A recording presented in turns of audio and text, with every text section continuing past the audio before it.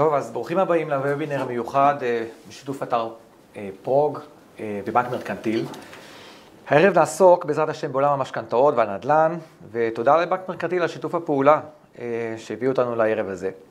אז ראשית, אני רוצה לפתוח כמובן בברכת שלום וברכה, ערב טוב לחברי הפאנל היקרים שכיבדו אותנו בנוכחותם. נציג אותם. ראשית, יש לנו פה את עורך דין יצחק שיינפלד, יזם נדל"ן. ערב טוב. ודודי מייזליק, מנהל מערך משכנתאות בבנק מרקנטיל. ערב טוב. אין ספק שמדובר באנשי המקצוע מהשורה העליונה ביותר שיכולנו להביא, כדי שיתנו לנו את כל המיטב של הידע המקצועי שלהם, ובעזרת השם נפיק מהערב הזה כמה שאפשר. שלום גם לכם הצופים שבבית, אנחנו כמובן מצדנו נשתדל את כל מה שנוכל ככה להעביר ולהסביר, ושיהיה לכם כמה שיותר ערך מוסף. אני גם מקדים ואני אמרתי, ואני הכנתי המון שאלות לא מוותרות, נורא מעניינות, ואנחנו בעזרת השם נשתדל כמה שיותר לעבור ולדבר, ושיהיה לנו המון ידע. אז אנחנו נתחיל קודם כל, ברשותכם גם חברי הפאנל, אנחנו נתחיל עם הנושא של משכנתאות וריביות בזמן, בתקופה הנוכחית. עכשיו, אין זה סוד שכיום בשנת 2025, הריביות לא נמצאות מה שנקרא ברמה הנמוכה שלהם בהיסטורי.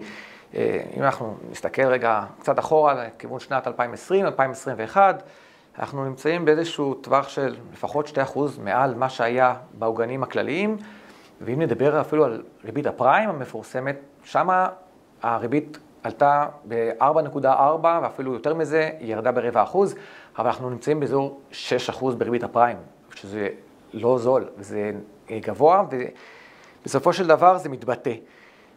אנחנו כמובן מייחלים שתהיה ירידת ריביות, וההחזרים גם בעקבות הריביות האלה, כל ההחזרים של כל ההלוואות שלנו והמשכנתאות שלנו יחזרו לרדת. אם ניקח רק סתם לשם דוגמה, בשנת 2021 משכנתה ממוצעת של 1,000,000 שקלים, שהייתה פרוסה ל-30 שנה ללא הצמדות בכלל, ההחזרים נעו על כל 100,000 שקל סביב 400, אולי אפילו קצת פחות, מה שאומר שעל משכנתה כזאת שלנו 4,000 שקלים מדי חודש. נכון לעכשיו, נכון לשנת 2025, זה כבר יותר משנה, שנתיים אחורה, זה ככה, אנחנו על כל 100,000 שקל משלמים סביב ה-520, אולי אפילו 530 שקלים על כל 100, מה שאומר שעל משכנתה ממוצעת של 1,000,000 אנחנו משלמים 5,200, 5,300 שקל בחודש, שזה הפרש לא מבוטל. לא מצב אידיאלי, לא מצב אידיאלי נוטלי המשכנתאות, ואנחנו כמובן עם ציפייה שמשהו יזוז בנושא הזה, והריביות איפשהו, מתישהו יתחילו לרדת. אני אגיד בצורה מאוד זהירה, יש איזושהי מגמה עדינה של איתות לכיוון ההורדות ריביות, בעיקר בעוגנים ששייכים לאג"חים, לאגרות חוב המדיניות. אני לא מדבר על ריבית הפריים, שאנחנו עוד לא יודעים בדיוק, אבל יש איזשהו איתות, אז ככה שאיזשהו קצה אור בקצה המנהרה יש לנו, אבל זה באמת נושא שהייתי רוצה להפנות אליך, מר דודי מייזליק. כשמשפחה מנסה לחשוב עם עצמה על נטילת משכנתה, והיא רוצה לחשוב, רגע, האם הריביות ירדו? ואם הם ירדו, אני רוצה לקבל כיוונים אולי על מתי ומה יגרום לזה. האם יש איזשהו משהו שאנחנו יכולים לקחת אותו צפי? האם יש איזה משהו שהבנק יודע אולי לספר לנו? צפי של ירידת ריבית בתקופה מסוימת, מתישהו, בטווחים מסוימים, שנוכל לקחת בחישובים שלנו לפני שאנחנו ניגשים לקחת משכנתאות? הייתי אומר ככה, אתה ציינת קודם שאם אתה לוקח אחורה, אז הריבית של היום היא יותר גבוהה מאשר הייתה לפני 5 שנים. בעולם של המשכנתאות, המאפיין המיוחד במשכנתה, שהיא לא משכנתה, היא לא הלוואה לתקופה של 5 שנים וגם לא 10 שנים, היא הלוואה לתקופה של 30 שנה. אז ברשותך, אני אלך קצת 30 שנה אחורה, ואם אני אקח 30 שנה אחורה, 25 שנה אחורה, 20 שנה אחורה, דווקא נראה שהרמה של הריבית היום היא לא כל כך גבוהה. אולי גבוהה יותר יחסית למה שראה לפני 5 שנים ו10 שנים, אבל בפרספקטיבה ארוכת טווח, שזה גם הטווח של הלוואות המשכנתה, זה לא ריבית גבוהה. אפילו הייתי אומר, היא יחסית נמוכה. למשל, כשהתחילו להפיץ את ריבית הקבועה לא צמודה, זה היה בסוף העשור הראשון של שנת 2000, 2007, 2008, אז היה הקלץ הראשון. הריבית הייתה בסביבות 7-8%. היום אתה יכול לקבל אותו בסביבות ריבית של בין 4.5% ל5% או 5.5%. זאת אומרת, זה הפרספקטיבה. שאלת לגבי משפחה, האם היא צריכה לקחת בחשבון שהריבית תרד ולפי זה לחשב את ההחזר החודשי? הייתי אומר, משפחה צריכה לקחת את המקרה הגרוע. לא את המקרה הטוב ולהגיד, אולי אני אחכה כשהריבית תהיה נמוכה, ואז אני אכנס ואני אקח משכנתה של 1,000,000 שקל ב-4,000 שקל או 3,800 שקל, כי זה מתאים לצרכים שלי.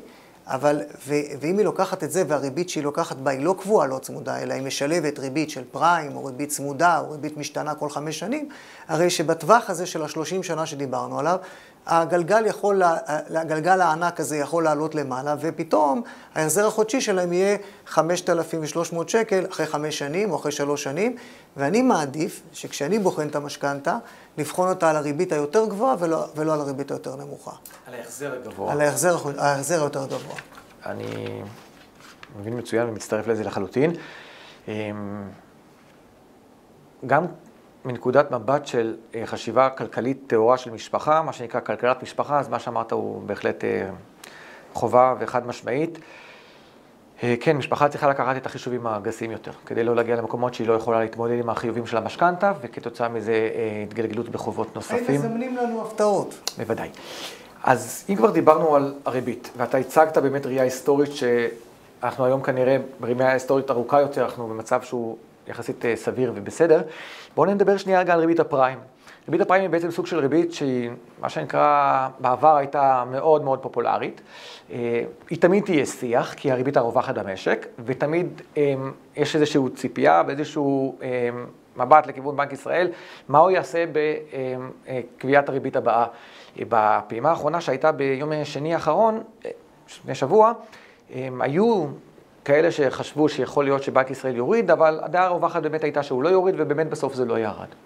אני רוצה לשאול אותך, האם לבנק או לבנקים יש איזשהו כן צפי ספציפי, אני מדבר לכיוון ריבית הפריים, האם הריבית הזאת מתישהו כן הולכת להתחיל לרדת, כמו שיש הציפייה הגדולה, או שאולי גם תגיד לנו שגם ריבית הפריים בסופו של דבר בראייה היסטורית, היא נמצאת במקום שהוא סביר, ואין מה לחפש ולבנות על הורדות.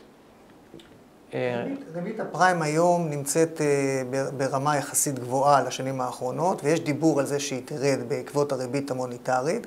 היה ציפייה בפעם האחרונה של ירידה של 0.25%, היא לא קרתה לאור האי-יציבות שקיימת בשווקים בעולם ובארץ. הציפייה עדיין היא שהריבית תרד ב3 פעימות עד הרבעון הראשון של 26 ב-0.75, זאת אומרת, היא תגיע לרמה של 5, אם היום אנחנו 6% פריים, אז זה יגיע ל-5.25 תוך בערך פחות משנה. אבל שוב, אני לא נהנה לראות שאנשים בונים על זה כשהם לוקחים הלוואת משכנתה ואומרים, טוב, לקחתי היום ב6%, יוצא לי X, אם אני עוד מעט שמעו שהריבית תרד והיא תרד ב3/4%, יהיה לי פחות. לא כדאי לעשות את זה. זה יכול להיות נחמד, אבל לא לבנות על זה. ופה יש שיקול איפה, עד כמה המרכיב הזה של הריבית המשתנה, של הפריים, צריך להיות בתוך ההלוואה. אנשים נטו לקחת את המרכיב הזה של הפריים, כשבנק ישראל הוריד את המגבלה בתחילת שנת 2021, והוא הרשה לקחת יותר משליש בפריים, להגיע עד 2/3 מתוך ההלוואה בפריים, כולם קפצו על העגלה כי זה היה מאוד נוח ומאוד נמוך לשעתה. הגיע אפריל 2022, שנה ו4 חודשים אחרי אותו מהפך במגבלה, והריבית קפצה וכולם ברחו מהפריים. לכן אני לא חושב שזה מה שצריך היום בשיקולים שלוקחים הלוואת משכנתה, לחשוב דווקא על זה שהריבית תרד ובגלל זה להיצמד או לא להיצמד. יש סיבות אחרות, אני מדבר אולי בהמשך על הפריים, אבל זה לא השיקול, הירידת ריבית, ובגללה לקחת דווקא את המסלול הזה, או לקחת אותו יותר מאשר בתוך התמהיל מאשר מסלולים אחרים. אוקיי. בהמשך למה שאמרת, אני רק אצרף, ב4 אחר הצהריים היום התפרסם המדד, והמדד נמצא בעלייה של 0.3 לחודש האחרון, וברמה שלילית אנחנו ב3.3%. זאת אומרת שאנחנו מעל התקרה, מעל היעד של בנק ישראל. אתה עדיין חושב שגם לאור הפרסום האחרון של המדד, עדיין הצפי של הפריים הוא שבשנה הקרובה, כוונה 12 חודשים קרובים, יהיה ירידה של כ-0.75% בפריים. המדד הוא מאוד תנודתי בשנה האחרונה. יכול להתפרסם מדד בעוד חודש, שהוא יהיה מדד שלילי או נמוך, ופתאום, הרי זה מה שראינו בחודשים האחרונים, שני דברים. אחד, שהוא לא צפוי, והדבר השני שהוא מאוד תנודתי, ויכול להיות אפילו קיצוני למעלה או למטה. אני חושב שזה מה שגורם לבנק ישראל היום להסס. הוא רוצה להוריד את הריבית, אבל הוא מהסס. לכן אני שוב אומר, לא הייתי בונה, אנחנו בבנקים לא יודעים מה יהיה. יש הערכות, אי אפשר לדעת. אז אני מנסה רק להבין ממך בשורה סופית. להערכתך הולך, לפי הבנתך המקצועית, נכון לקחת מהפריים כיום בתמהילי משכנתא? לחלק גדול מהאנשים, אני חושב שפריים שווה לקחת אותו. אני בכלל מאוד דוגל בשיטה של פיזור בתוך ההלוואה. בגלל אי הוודאות, ובגלל שההלוואה היא לתקופה ארוכה. כמו שיש תיק השקעות שמנהלים אותו, וההמלצות תמיד בתיק השקעות זה לא לשים, לשלש את כספנו, או לעשות אותו אפילו לחמש אותו, זאת אומרת לקחת אותו במסלולים שונים, גם את המשכנתא, שהיא משכנתא גדולה, אפשר לחלק אותה למסלולים שזה טומן בחובו סיכון, וזה טומן בחובו סיכוי, לשלב פריים. מה התמהיל הנכון, עד כמה מתוך זה וכמה מתוך זה, לאיזה תקופה המסלול הזה ולאיזה תקופה המסלול הזה, זה שווה תורה שלמה שצריך להתאים אותה אישית ללקוח. נדבר על הנושא הזה גם. מר שיינפלד, אני רוצה להפנות אליך את הנושא הבא. משרד האוצר פרסם בתחילת החודש סקירת ענף הנדל"ן הדיור. בחודש מאי 2025, וכבר בתחילת המסמך, בתחילת הדברים, הוא כתב בעיקרים שבחודש מאי 2025, ואני מקריא מתוך המסמך, היו אחת הרמות הנמוכות ביותר בשוק הנדל"ן בהשוואה לחודשי מאי מאז תחילת שנות ה-2000. ירידת מחירות דרסטית, דרמטית. אם נדבר על מחירות של קבלנים, הם ספגו 36% ירידה, ובניקוי דירות מסובסדות של משרד הבינוי והשיכון, אנחנו מדברים על ירידה של 44% במחירות של הקבלנים. זה לא פשוט, זאת אומרת, זה ירידת מחירות ללא ספק דרמטית שהשוק בהחלט מתייחס אליה בצורה רצינית. עכשיו, זה לא רק בקרב אנשים שרצו לרכוש דירה למטרות דיור, אלא גם בקרב המשקיעים. הייתה ירידה של 31% ברכישות. לעומת זאת, יש דבר נתון שהוא משלים את זה, והלשכה המרכזית לסטטיסטיקה נותנת נתון מדהים, שישנם מעל 80,000 דירות של קבלנים מחכות להימכר, מחכות לביקוש. זה נתון אגב שהוא עלייה של 21% מחודש מאי של השנה הקודמת.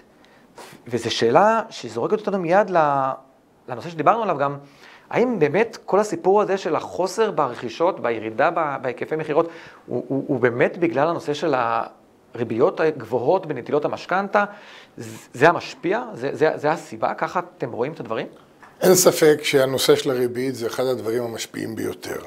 אתה רק שכחת לציין שאנחנו נמצאים בתקופה של מלחמה. נכון. אנשים חושבים פעמיים. חלק גדול מהאנשים, הרבה אנשים מגויסים, או מישהו במשפחה מגויס וההכנסות נפגעות. אבל בהחלט יש ירידה דרמטית במחירות, מה שלא היה הרבה שנים. בנושא של המלאי, אם שאלת אותי על המלאי, אז את המלאי צריכים לקחת קצת בצורה שונה. יש מלאי גדול היום, מכיוון שהרבה פרויקטים נתקעו ולא נגמרים. או פרויקטים שהתחילו ולוקח להם הרבה יותר זמן, יש מחסור אדיר בפועלים. הפועלים שכן נמצאים זה פועלים זרים, זה פועלים יקרים, פועלים שעולים הרבה יותר יקר. משך הזמן לבנות את הדירות יתמשך ויתארך. ממילא בתוך המערכת יש הרבה יותר דירות יחסית למה שהיה פעם, מכיוון שיש הרבה אנשים שבצדק רב קונים דירות מוכנות. אם הדירה היא לא מוכנה, אז הוא לא קונה אותה, מכיוון שהוא צריך למכור דירה ולקנות דירה ולהחליף דירה. אז זה דבר עם הרבה משתנים. אבל אחרי כל מה שאמרנו, הנושא של הריבית זה הנושא המורכב ביותר. בנק ישראל לא מוריד את הריבית, ואני בטוח שסיבותיו עמו. העולם כן הוריד את הריבית. בארצות הברית הריבית ירדה. באירופה, גרמניה, שאני מכיר מקרוב, הריבית ירדה ויורדת. אז יש לנו את מרבית הסיכויים לחשוב שגם אנחנו נהיה בעקבותיהם. מדינת ישראל, עם כל הכבוד ליכולות שלה והביטחוניות ודאי, היא לא חיה בזכות עצמה. כשבאירופה יורדת הריבית, גם פה יורדת הריבית. נושא נוסף שצריך לקחת בחשבון זה השוק הישראלי מאוד מאוד מושפע ממשקיעי חו"ל. משקיעי חו"ל בכל תקופת המלחמה, יש אזורים שאני בונה, כגון ירושלים, שמשקיעי חו"ל הם יותר מ-50% מהקונים. האנשים האלה נעלמו מהשוק כמעט לחלוטין. לא רק שהם נעלמו מהשוק לחלוטין, אלא יש גם מחירות של דירות. אנשים מבוגרים שלא יכלו לבוא לארץ, יש המון אנשים שמחזיקים בארץ דירות נופש, דירות לחגים, דירות לילדים, ופתאום היה קורונה, והם לא יכלו לבוא. ואחרי זה פרצה מלחמה, והוא לא יכול לבוא. בינתיים הוא התבגר ב4, 5, 6 שנים, ומכר את הדירות. אנחנו מכירים את התופעה הזאת מקרוב. אבל זה הכל סימפטומים שקשה באמת לקשר בין כולם, אבל כולם משפיעים על הדבר. כולם משפיעים על השוק. השוק בארץ הוא בריא, השוק בארץ הוא צורך, אנשים מתחתנים, אנשים רוצים לקנות דירות. יש נושא חדש לחלוטין שצריכים לשים לו לב למי שמתעניין בשוק הדיור, זה נושא ממ"דים. נכון. מחירת דירות ללא ממ"דים, מחירת דירות יד שנייה, השכרת דירות ללא ממ"דים. נכון. השכרת דירות ללא ממ"דים יש ירידה של עשרות אחוזים. לא, אולי לא עשרות אחוזים, אלא הרבה עשרות אחוזים. עומדות דירות באזורים שהיית מזכיר דירות ברגע. גבול בני ברק רמת גן. אנחנו יודעים בדיוק איפה שנפל הטיל. עומדות דירות, מישהו הראה לי השבוע רשימה של 20 דירות להיכנס מחר בבוקר. יש להם -1, אין להם ממ"ד. אנשים מחפשים דירות עם ממ"דים, גם זה ישפיע על שוק הדירות החדשות. אז הכל השאלה איך אתה מסתכל. אז אני רוצה גם ככה לחבר אותך בחזרה למה שדיברנו. איך לדעתך יראה גם השוק ברגע שהמצב בארץ בעזרת השם יירגע וגם הריביות יתחילו לרדת? מה הולך לקרות לדעתך לשוק הדיור הזה? זאת אומרת, אנשים יגלו שהרבה יותר קל לקחת אשראי, ואתה אומר שהשוק שלנו בריא כי הוא צריך את הדירות. מה הולך לקרות? זאת אומרת, איך זה הולך לראות את הסיפור הזה? כשיש עודף ביקוש ומעט היצע, אז המחירים עולים. זה לא סוד שמחירי הבנייה היום הרבה יותר יקרים. התייקרות נוראית במחירי ההובלה גרמה להתייקרות רצינית ביותר באלומיניום, בכל הדברים שאנחנו מייבאים, בעיקר מה שאנחנו מייבאים מסין, בכל נושא של הכלים הסניטריים, ברזים, אלומיניום וכו'. הקבלנים בדלת ברירה כדי ספגו את זה, אבל יהיה גבול לספיגה, ומצד שני היום יש כוח קנייה חלש, כמו שאמרנו, תושבים זרים, ריביות יקרות. כשהשוק יתהפך, המחירים יעלו. מצוין, אז אני אשאל אותך עכשיו, אם ככה בצד ההפוך, למה היום, כשיש כל כך הרבה דירות שהקבלנים משוועים למכור אותם, ויש מעט מאוד רוכשים, למה באמת הקבלנים לא מתחילים להוריד מחיר כדי לפתח מחירות? שוק קשה למחירה, הוא שוק שהמחירים אמורים לרדת בו. עודף היצע, פחות ביקוש, הכלל הפוך. השאלה היא מצוינת. א', אני חושב שיש ירידה של כמה אחוזים, זה לא סוד. והדבר השני, עלויות יקרות מאוד. קבלן שיוריד את המחירים היום. קבלן שיוריד את המחירים עלול בסופו של יום, שהוא עושה את הדוח רווח והפסד, למצוא את עצמו במקום שהוא לא רוצה למצוא בו. הבנקים נותנים חמצן לחברות הגדולות בוודאי. זה לא סוד שהחברות הגדולות מגייסות בבורסה מיליונים.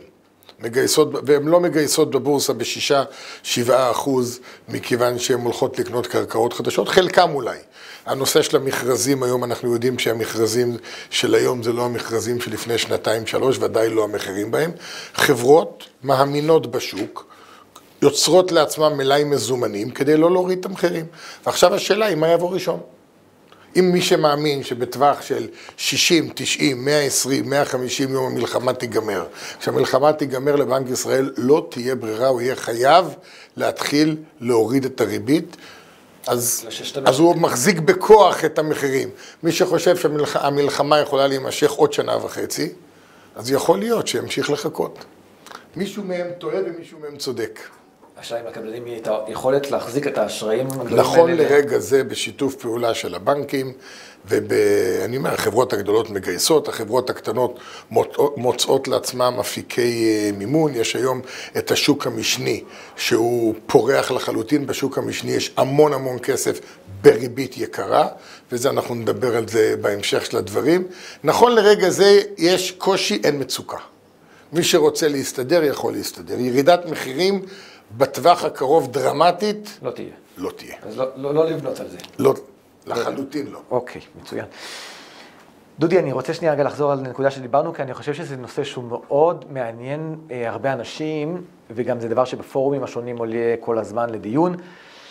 כאשר משפחה נוטלת משכנתה, לוקחת הלוואת משכנתה, שזה בכל הדעות סכום מאוד גבוה, ואתה גם הסברת שיש עניין פיזור סיכונים מסוים, האם אתה יכול להצביע לנו או לצייר לנו במקרה גנרי קלאסי, אני לא מדבר על מקרים ייחודיים, כמובן שאין כללים בדבר, אבל משהו שהוא כחשיבה מלמעלה, קווי יסוד מסוימים, איך לבנות תמהיל משכנתה, שהוא גם נכון לתקופה שלנו. זאת אומרת שאנחנו בריביות, שגם אם לא גבוהות, אבל הן לא מהנמוכות שידענו. ריבית הפריים כן גבוהה וזה מוסכם, וגם המדד לא נמצא בהכרח במצב שהוא מספיק נמוך כמו בעבר, או אני אשאל את זה אפילו בצורה יותר ממוקדת. כאשר מגיע לקוח או לווה או לווים ממשפחה לבנק, ניגשים לבנקאי והוא בונה להם תמהיל משכנתה. יש איזה שהם פרמטרים שהוא עובד לפיהם, איזה שהם קווים שלפי זה הוא בונה את התמהיל? כן, יש, ובוא נתחיל מההתחלה. בראש ובראשונה, לפני שאנחנו הולכים לאיזה מסלולים או לאיזה תקופות, צריך לבחור את המשכנתה ולבנות אותה, את ההרכב שלה, צריך להבין בחשבון שלא כולם דומים זה לזה. זאת אומרת, יש לקוחות שיש להם יכולת החזר טובה, ומן הסתם, מי שיש לו יכולת החזר טובה, יכול לבחור את המסלולים לתקופות קצרות יותר, בריביות שהן לא צמודות למדד, בריביות לא משתנות. יש לו חירות לבחור את המסלולים היותר טובים, היותר בטוחים, התקופות הקצרות, ולקחת משכנתה מאוד שנראית אטרקטיבית בעיניים האלה. כי המשכנתה הזאת, גם אם ההחזר חודשי שלה יהיה גבוה, הוא עדיין, זה לא יקלקל לו את התקציב החודשי, והוא לא יגיע לחריגה של אוברדרפט ביחס ההכנסות וההוצאות במשק הבית שלו. לעומתו, יש לקוחות שהם קונים דירה למשל במחיר למשתכן, וההכנסות שלהם נמוכות, והם רוצים לנצל את הזכייה שלהם, ואם הם יבחרו מסלולים שהם לא צמודי מדד, או מסלולים שהם לתקופות קצרות, הם יראו שההחזר החודשי מגיע לכדי 40% מההכנסה שלהם, 50% מההכנסה שלהם, שלא לדבר על זה שיש בנקים שגם לא ייתנו להם מעבר ל-40, ומעבר ל-50 גם לבנקים אסור לתת בכלל, אז אין להם את החירות לבחור. זאת אומרת, הם יודעים שהם צריכים לקחת ל-30 שנה, וצמודי מדד, כי זה ההחזר חודשי שנותן, וריביות משתנות, כי זה ההחזר חודשי הכי נמוך שאפשר להגיע אליו בתמהיל. בין המשפחה הזאת למשפחה הראשונה, יש את המנעד. יש כאלה, ואפשר לבחור שם. עכשיו, בתוך המסלולים האלה, אנחנו רואים שיש בשנים האחרונות נטייה הגיונית וגוברת והולכת לקחת מסלולים לא צמודים. כשאני התחלתי לעבוד בתחום המשכנתאות בשנות ה-90 של המאה הקודמת, לא היה דבר כזה שנקרא לא צמוד. לא היה פריים ולא היה קבועה לא צמודה ולא היה משתנה לא צמודה. היה רק צמוד. משתנה צמודה לא צמוד, וקבועה צמודה. זה מה שיכולת לבחור. עד היום הלוואות הזכאות הממשלתיות נשארו עם הסיפור הזה. כל הריביות הממשלתיות צמודות מדד. ולכן היום המבחר הוא גדול, והנטייה של כל השנים האחרונות, ממש רואים את זה, לברוח מהמסלולים הצמודים. אלה שברחו מהמסלולים הצמודים, וזה רוב האנשים, הם, כשעובר מדד, כמו שציינת קודם, לפני 3 שעות שהתפרסם מדד, לא מטריד אותם. עלה ב-0.3. מי שלקח הלוואה צמודת מדד, הסתכל על היתרה שלה היום, אחרי המדד, על היתרה שלה אתמול, פתאום הוא יראה שההחזר, לא רק ההחזר חודשי שלו עולה בקצת, אלא כל היתרה שלו צמודה. זה בערך הסיפור. הנקודה החשובה היא, תבחר מסלול שבו אתה תוכל לחיות איתו, בלי להגיע לחריגה בין היחס בין ההכנסות החודשיות שלך להוצאות החודשיות שלך. גם אם זה יהיה מסלול צמוד שנראה פחות אטרקטיבי, אבל זה יעזור לסגור את החודש בלי להגיע לחריגה, זה העדיפות. נפלא. אני רוצה טיפה להוסיף עליך, ומנקודת מבט של מישהו שגם מלווה כלכלת משפחה למשפחות, ואני גם מנהל את הפורום של עובר ושב ופרוג בעניין הזה, אז יש איזשהו דבר שאנחנו מכנים אותו בהיבט המנטלי כלכלה התנהגותית, והמשמעות שלו שהרבה פעמים כשאני שואל משפחה ואני מתכנן איתה את המשכנתה, לאיזה החזר אתם רוצים להגיע, אז הרבה מאוד פעמים התשובה היא כמה שיותר נמוך. זאת אומרת, אני אחזר כמה שיותר נמוך, יהיה לי יותר כיף בחיים. עכשיו, זה לא בהכרח הדבר הנכון הכלכלי, מכיוון שאם יש לך יותר יכולת, אז כמו שהזכרת, דודי, אז להחזיר יותר ולקצר את התקופות, ובעקבות זה גם להוריד את הריבית, זה בוודאי שיקול כלכלי יותר נכון, ולעומת זאת, שוב פעם, כשמישהו אומר, אני רוצה לגמור את המשכנתה כמה שיותר מהר, אני רוצה לדעת שעד שאני אגיע לחתונות הילדים שלי, כבר לא יהיה לי משכנתה שלי, אבל הוא בעצם שם את עצמו במקום שהוא לא יכול באמת להתמודד עם ההחזרים האלה, וכתוצאה מכך נוצר איזשהו גירעון, ונוצר צורך לקחת הלוואה משלימה, ומינוס וכולי, והדבר הזה הולך ונהיה כמו איזה כדור שלג, וזה נכנס לקטסטרופה בסופו של דבר. אז באמת ההחזר המותאם למשפחה זה השיקול הכי חשוב, והוא הכי נכון, והוא צריך להיות מותאם, לא גבוה מדי, כי לא תעמוד בו, אבל גם לא נמוך מדי, כי בדרך כלל אנשים את שאר הכסף המיותר נוטים לבזבז, פחות לחסוך. אם מישהו יודע להשקיע, אז זה סיפור אחר. אבל... כן, יש לה את הגישה תמיד של חלק מהלקוחות שאומרים, ימי שנותינו בהם 70 שנה והם עברו 80 שנה, אני לא רוצה כל היום רק לעבוד בשביל המשכנתה, ותן לי גם קצת ליהנות. אבל אתה צודק שזה מתכון לגלישה. עכשיו, מעבר לזה, זה השיקולים, כמו שהזכרת, זה השיקולים של המדד בתקופה שלנו, שכמובן מומלץ להתרחק, ואני רק רוצה להזכיר את הנושא של הקבוע. בשונה מארצות הברית, ששם נהוג לקחת ריבית שהיא קבועה לא צמודה על כל המשכנתה, פה בארץ נהוג לקחת את המינימום, וזה הסיבה היא, כיוון שאנחנו נמצאים בתקופה שהריבית יחסית לא נמוכה. אם הריביות ירדו בעתיד, אז על הריביות הקבועות, במיוחד על הלא צמודות, כנראה שיהיה עמלות פירעון מוקדם, עמלות היוון גבוהות, ולכן פה יהיה כדאי למזער. אז לוקחים את המינימום המוכרח, והמינימום המוכרח הוא שליש מהמשכנתה, ושני שליש מהמשכנתה יהיו במשתנות לא צמודות מדד. איזה סוג, אז אפשר לשחק עם הסיכונים כמו שהזכרת דודי, וכנראה שזה בגנרי, זה התמיל שהוא יותר מומלץ, אבל שוב פעם, תמיד כדאי להתייעץ עם יועץ משכנתאות. אז אני פה אגיע לנושא של יועצי המשכנתאות. לפי דוח של פיקוח על הבנקים, לשנת 2024, וזה גם כתבות שהתפרסו בו בעיתונים, 62% מנוטלי המשכנתאות בארץ נעזרים ביועצי המשכנתאות, וזה על כל המגזרים, וזה רווח על כל פלחי האוכלוסייה. אם מדברים על הציבור החרדי, הדוח קובע ש78% נעזרים ביועץ משכנתאות כשהם לוקחים את המשכנתה בבנק. זה אומר שמתוך 5, כמעט 4 לוקחים את היועץ. עכשיו...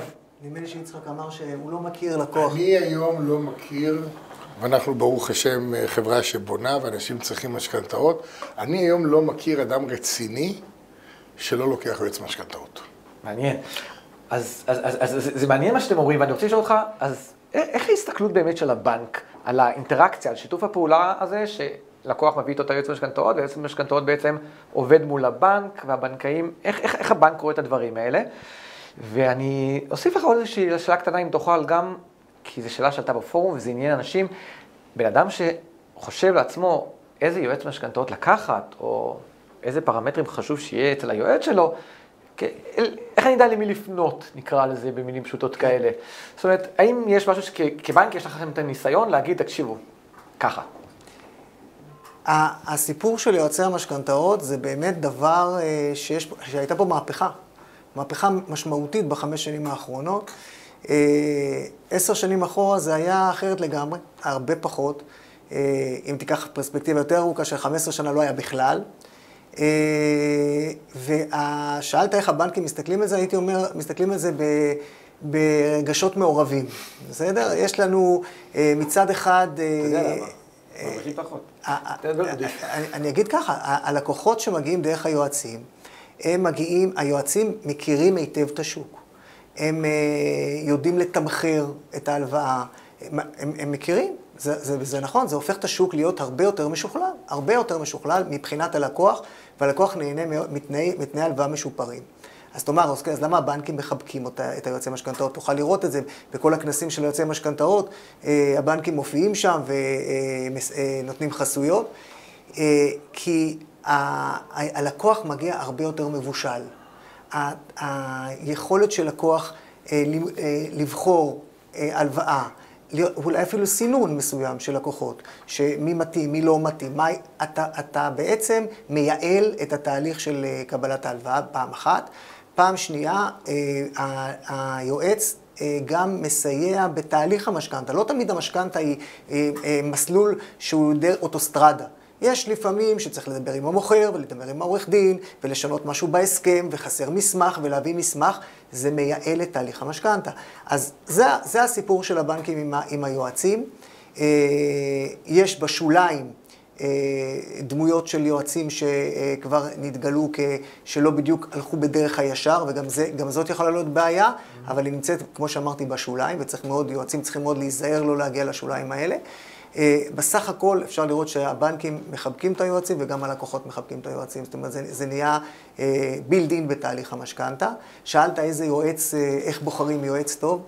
אני חושב, וזה כאן לא שונה יועץ ולא סוכן ביטוח ולא מוסכניק ולא אינסטלטור, המלצות ממישהו שעבד עם יועץ טוב, לחפש המלצות, אתרים כמו פרוג או בכלל, סתם מפה לאוזן, מה שנקרא, לשאול מישהו, לקח את המשכנתא, לקח את היועץ, היית מרוצה ממנו, הוא אומר כן, תלך עליו. אוקיי, מעניין. אני רוצה להוסיף מילה בנושא הזה. אם אני יכול להוסיף על זה מילה. בוודאי. חלק גדול מהתופעה של יועצי משכנתאות זה בגלל הביוקרטיה. בשנים האחרונות, אני מכיר את הצד של המשכנתאות בעיקר מהצד שמקבל את המשכנתא, ובאמת התפסים והניירות והדברים שצריכים להביא, משנה לשנה זה נהיה מסובך יותר, ובלי יועץ זה הרבה יותר קשה. אנחנו למשל במשרד שלנו מעסיקים פקידה מיוחדת, שתתעסק עם נושא המשכנתאות. אז ממילא, הצורך מוליד את ההכרח. כן. אני אוסיף מילה בנושא הזה, ואנחנו נתקדם לנושא הבא. ישנו איזשהו גוף, נקרא לו, שהתאחדות יועצי המשכנתאות, ובאמת הוא בשנת 2016, אחרי שהפעילות מול הבנקים לא הייתה מוצלחת, זאת אומרת, הבנקים פחות הסכימו לשתף פעולה, קם הגוף הזה ואמר, אנחנו רוצים לתת איזשהו מיסוד לתחום, ושיהיה לנו יכולת גם מול רשויות, כנסת, וגם מול הבנקים, איזשהו בנק ישראל, כוח כדי שנוכל לעזור ללקוחות שלנו. בגוף הזה שנקרא התאחדות יועצי משכנתאות, שיש לי גם את הכבוד להיות חבר בו, היועצים עוברים איזשהו מבחני כניסה מאוד מאוד לא פשוטים, מאוד קשים, וגם חתומים על אמנות אתיקה וכאלה, כדי שבאמת העבודה תהיה מאוד מקצועית, כולל ימי עיון וכולל הדרכות וכל הזמן למידה מתפתחת. וזה חשוב, זה חשוב כי כשיועץ נמצא בחברה כזאת, שהאג'נדה הכללית שלה וגם כל שיטת העבודה היא מאוד מאוד ממוסדת ומקצועית נטו, אז בסופו של דבר זה גם מול הבנקים וגם מול הלקוח, זה מגיע לתוצאות שאנחנו רוצים להגיע אליהם. עכשיו, אם באמת מדברים על תחום הייעוץ משכנתאות, אז כמו שהזכרת, דודי, ליועץ יש את היכולת לגשר על פערי המידע, המשא ומתן שלו טוב יותר, הוא מקצר את התהליך, והמשפחה בסוף מקבלת את המיל הנכון יותר עבורה. טוב. נגיד עוד נקודה אחת שנמצא בשולחן בכנסת, הצעת חקיקה שכבר נמצאת בשלבים מתקדמים, אם כי נעצרה קצת, נדמה לי שמוביל אותה חבר הכנסת אשר ויעקב אשר ועוד, ונכון, ושם רוצים להסדיר את זה עוד יותר מאשר רק התאחדות, עם רשם יועצים, כמו שאנחנו מכירים אצל שמאים ועורכי דין ורואי חשבון. טוב, בואו נתקדם ביחד עכשיו לנושא מרתק נוסף אחר. והנושא הזה הוא נושא נקרא לו הנושא הפריסל. אני לא מתכוון להגדרה המדויקת, אני מתכוון לכותרת איך שהיא מדוברת בשפה הרחובית, אני אקרא לזה ככה. וזה כי פטריות אחרי הגשם צצות להם כל העסקאות האלה, ואין כמעט עיתון או איזשהו מקום שאפשר לפרסם בו, שאנחנו לא רואים את העסקאות האלה שהקבלנים מנסים לשווק את הדירות האלה. עכשיו למעשה, השפה היפה קוראת לזה פריסל, אבל בדור הקודם, או אפילו לא בדור הקודם, קראו לזה פשוט עסקאות רכישה על הנייר, שזה היה ברור לכולם שאתה קונה דירה על הנייר.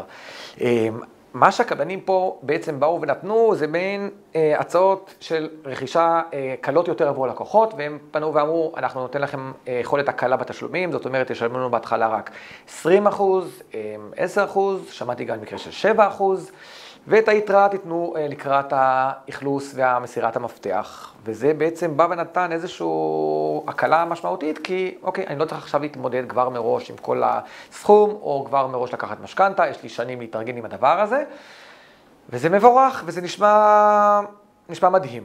עכשיו, לכאורה יש בזה מעלות גדולות, גם ברמה הכלכלית, אני לא צריך לרתק הון לטובת העסקה, אני יכול בינתיים או להשתמש איתו, או לא להלוות אותו ולשלם עליו ריביות.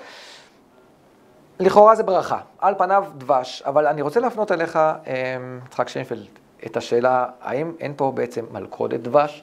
זאת אומרת, העסקאות האלה הן באמת מוצר להיט, או שיש פה בסוף איזשהו סוג של תחכום, והמוצר הוא בעצם אנחנו הרוכשים. אולי תלוי לי? העסקאות האלה מתחלקות לכמה וכמה אופנים. משפחה שרוצה לקנות דירה וצריכה דירה, וזאת הדירה שלה, וזאת אולי האפשרות שלה לקנות דירה, יכול להיות שהיא עושה טוב.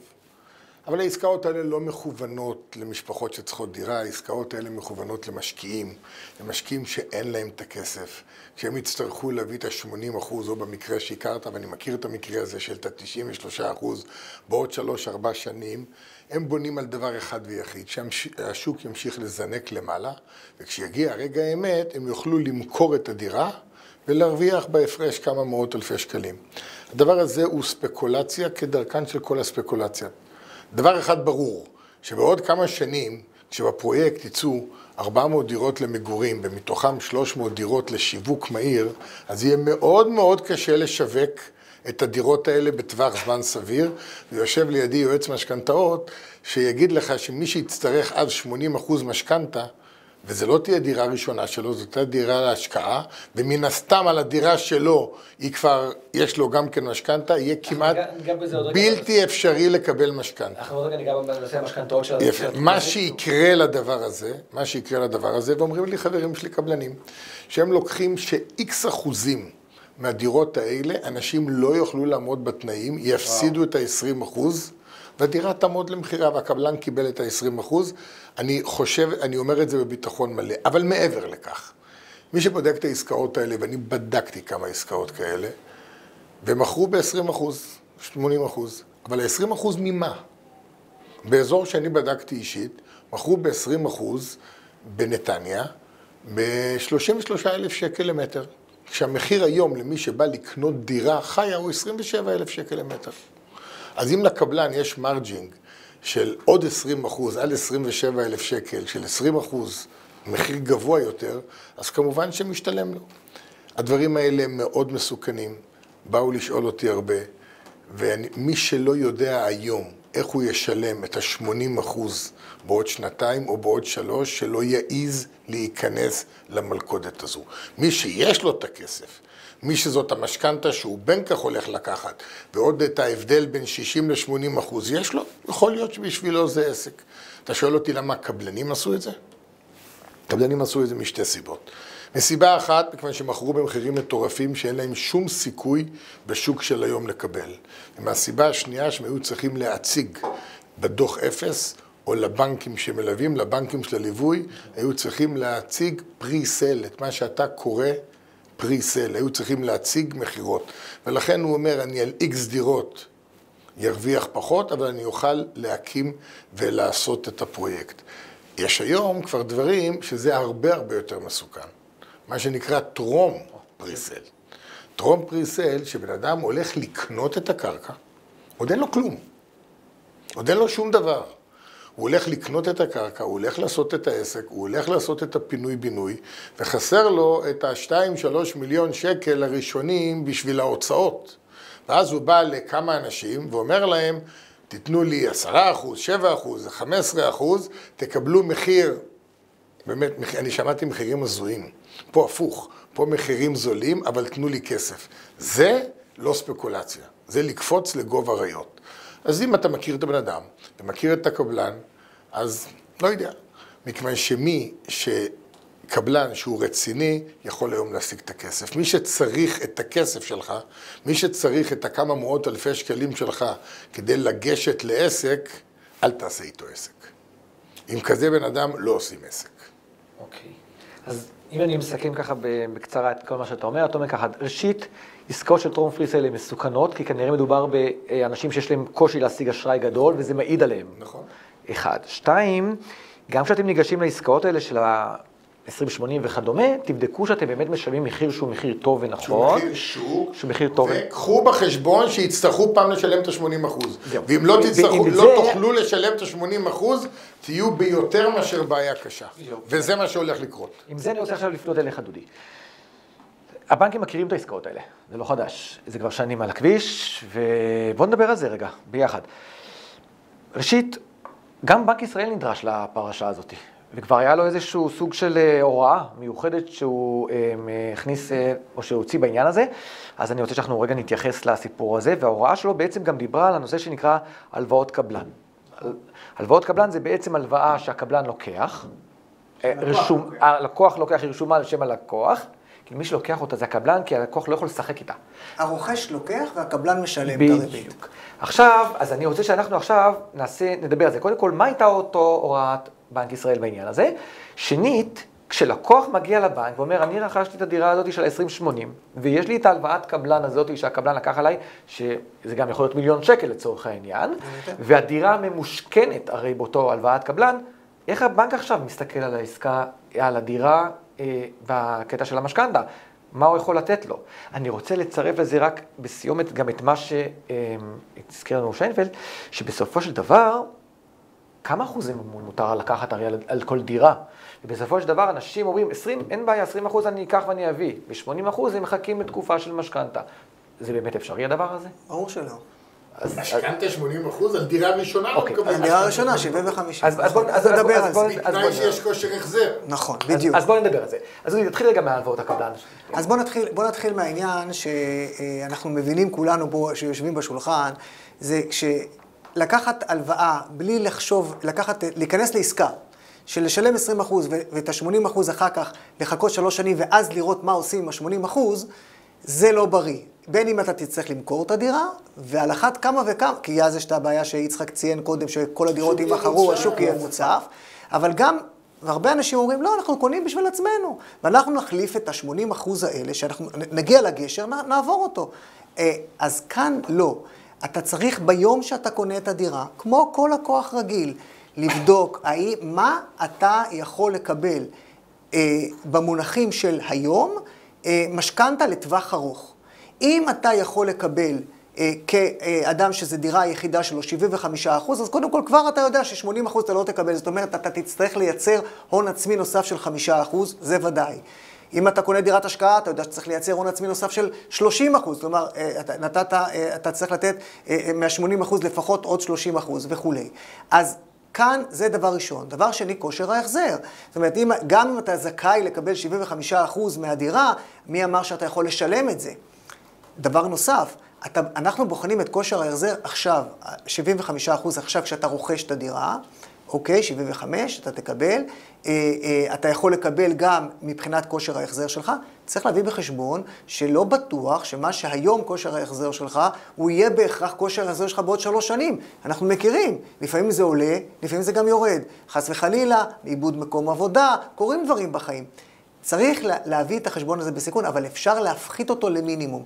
להפחית אותו למינימום זה לבקש את ההלוואה, אתה הולך לשלם 20-80, אבל את הבדיקה, איך אתה מסיים, תעשה היום, לפני שאתה נכנס לעסקה, ולא בעוד 3 שנים לעשות את הבדיקה. זה דבר ראשון.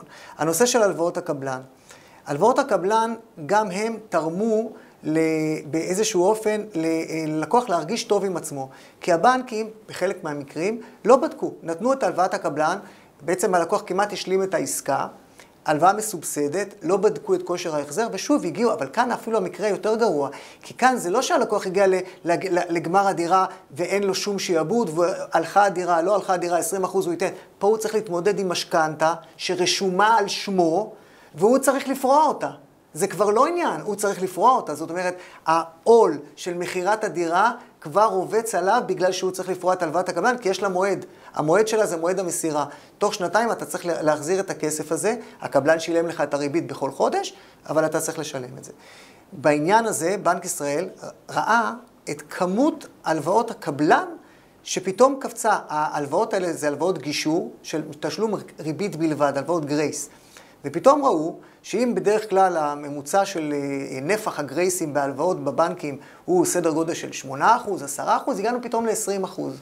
וזה היה הקפיצה שהטרידה את בנק ישראל, ופה הוא עצר, וההוראה אומרת שהבנקים לא יכולים לתת יותר מ10% מהאשראי שהם נותנים במשכנתאות, בכל רבעון, בהלוואות גישור מהסוג הזה, כדי להקטין את התופעה. מה שקרה כתוצאה מהדבר הזה, וזה דבר חיובי, זה שהקבלנים התחילו להמיר את הלוואות הקבלן, שהם רק לתקופה ראשונית, בהלוואות שמסבסדות את הריבית של המשכנתה לכל התקופה. זאת אומרת, הזכרנו קודם שהריבית היא 5%, פתאום אתה רואה מודעות גדולות, אתה יכול לקבל ל-20 שנה ב3%. זאת אומרת, אבל זה קרן וריבית, פשוט אתה באמת משלם פחות. או למשל ראיתי עכשיו השבוע משהו חדש, נדמה לי שזה היה בקריית מלאכי או בקריית גת, שקבלן אומר, אני אממן את המשכנתה כולה 3 שנים ראשונות. קרן וריבית, ואחר כך תשלם את ה-17. זה מבחינת הסיכון ללקוח הוא יותר קטן, כי הוא בונה מראש משכנתה של קרן וריבית לתקופה ארוכה. רק אני אעיר עוד הערה, שאני חושב שכאן יש צווים בחשבון, דיברת קודם על נושא שקבלנים לא הורידו את המחיר. הסבסודים האלה, זה הורדת מחיר. אמיתית. בדרך אחרת. נכון. ולמה? כדי לא לפגוע בדוחות אפס שלהם. כדי לא לפגוע בדוחות רווח והפסד. יש חברות שחייבות לבורסה, הבטיחו על איקס מחירות, התחייבו לבנקים, יצטרכו להזרים הון עצמי, זה הכל דברים לא בריאים. ברור. אז רגע, אז אני רוצה להבין ממך, דודי, בצורה זה. כשלקוח מגיע לבנק, ויש לו דירה שהוא רכש מקבלן, שיש עליה הלוואת קבלן, נניח מבנק אחר. כן. והוא יגיע נניח לבנק מרקנטיל. האם בנק מרקנטיל יוכל לתת לו עכשיו משכנתה להשלמת העסקה? זו שאלה מצוינת מה שאתה שואל, כי לקוחות חושבים שהלוואת קבלן, כמו שאתה ציינת גם קודם בפתיח, זה הלוואה של הקבלן. קוראים לזה הלוואת קבלן, זה לא שלי בכלל. הדירה שלך ממושכנת, לבנק שנתן לקבלן את ההלוואה הזאת, או לך את ההלוואה הזאת במימון הקבלן, ואתה לא יכול לעשות מה שאתה רוצה עם הדירה הזאת. הבנק שנתן את הלוואת הקבלן הזאת, הדירה משועבדת לו בשעבוד ראשון. אם אני כבנק מרקנטיל רוצה להיכנס אחרי בנק מזרחי או לאומי שנתן את הלוואת הקבלן, אני צריך לבקש מהם שיתוף, והם לא ייתנו לי, אני אצטרך להסתפק בשעבוד מדרגה שנייה אחריהם. אנחנו בבנק זורמים עם זה, אבל לא כל הבנקים. אוקיי, זה נפלא, זה בהחלט איזשהו יתרון גדול, כי יש בנקים שלא מוכנים בהחלט להתקדם עם הדבר הזה. מה גם שאם יש לדבר הזה החזרים, הבנק משקלל את זה ביכולות החזר של הלקוח? בוודאי, כל הלוואה שיש ללקוח, ואני לא מתחשב על זה שאתה לא משלם עכשיו כלום, אני מתחשב מה אתה תשלם כשתגמור את הלוואת הקבלן. יפה. אז זאת אומרת שזה גם מוריד בכושר יכולות החזר של הלקוח, וכשהוא מתכונן עכשיו, אז אם אנחנו נבוא עכשיו וננסה לחשוב שנייה רגע על תמילי משכנתה של עסקאות כאלה, שיש בתוכם גם משולב את הלוואת הקבלן, פה כבר יש חשיבה אחרת לחלוטין בבנייה של יכולות ההחזר ובבנייה של התמהיל. אתה מסכים? נכון, נכון. יש לך איזשהו משהו אחר שהיית כן אומר? הייתי אומר שלקוח שלקח הלוואת קבלן, בשלב הזה אגב, רוב האנשים שקיבלו את הלוואת הקבלן לא לקחו יועץ משכנתאות. בדרך כלל. כי מה יש לי לבדוק יועץ משכנתאות כשהריבית היא 0. אז אין מה לבדוק. אבל הם צריכים להביא בחשבון שכשתיגמר הלוואת הקבלן, זאת אומרת שיגיע הרגע שהם נכנסים לדירה, אינסטינקטיבית, אוטומטית, הבנק שנתן את הלוואת הקבלן, הם ייגשו אליו לנסות להמיר את ההלוואה בהלוואה אחרת, ופה הם צריכים לדעת שהם צריכים לפתוח מחדש את העסק. זה לא, לבדוק, נתנו להם את ההצעה בבנק הזה, זה נהדר, אבל תשוו את זה, אולי תיקחו יועץ משכנתאות, אולי תבדקו עוד בנקים, זה לא אומר שהבנק שנתן את הלוואת הקבלן הוא זה שצריך להישאר איתכם עכשיו למשך 20 שנה, יכול להיות שכן, תלוי בתנאים של ההלוואה שהם מוכנים לתת לו לתקופה ארוכה. טוב, אני חושב שאנחנו הבנו את הנושא הזה, הבנו את המורכבות שלו. צריך לחשוב על זה, כמו שצריך, כאילו זה לא מה שנקרא בשלוף לרוץ העסקאות. רק ההשלמה של הנושא הזה, כמו שהזכיר יצחק, לגבי הנושא של היציאה מזה, שאנשים מחכים למסירות של הדירות, ואז כמו שאמרת תהיה הצפה, גם אם אדם אומר לעצמו, אני לא מתכוון למכור, אני מתכוון להשכיר, אני חושב שגם פה יש על מה לדבר, כי אם תצא הצפה של דירות בבת אחת, וכולם יחפשו להשכיר אותם, תהיה בעיה חמורה עם המחירים. כל דקה של הצפה היא לא טובה. בדיוק, ואז המחירי שכירות כנראה ירדו לפחות בשלב הראשוני, מה גם שיש גם נושא נוסף שנקרא מס שבח לאדם שמוכר את הדירה השנייה שלו, ואנשים מרוב התלהבות לא תמיד חושבים על זה, אז זה דבר שצריך לקחת את כל זה בחשבון. מה שבטוח שהמתווכים ועורכי הדין מרוויחים. הם מקבלים את הכסף שלהם בהתחלה. כן, כן. אגב, הצפה, אם רוצים לקחת דוגמה, אתה יכול לקחת את חריש.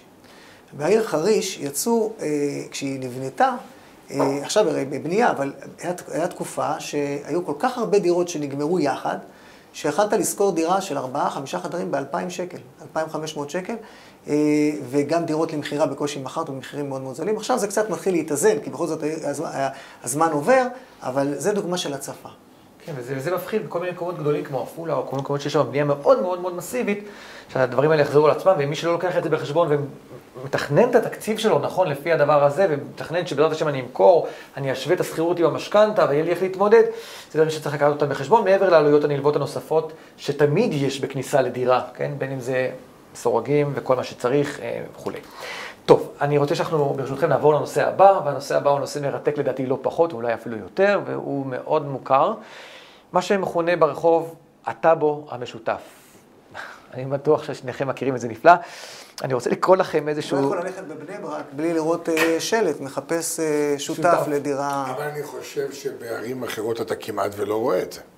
יש ערים, בירות הטאבו המשותף. בערים חרדיות כמו ביתר. בני ברק, מודיעין עילית, ביתר. מודיעין עילית, בבני ברק, שם הדבר הזה הוא תופעה מאוד מאוד מאוד רווחת.